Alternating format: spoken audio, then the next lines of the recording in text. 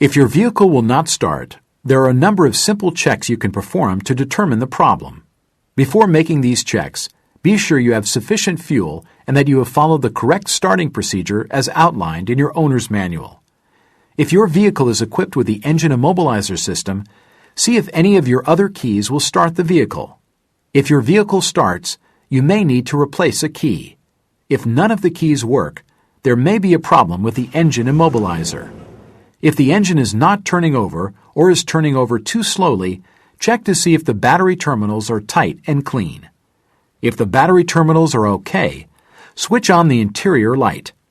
If the light does not come on, is dim, or goes out when the starter is cranked, the battery is discharged, and you may try jump-starting your vehicle. If the interior light is okay, but the engine still will not start, contact your Toyota dealer for assistance.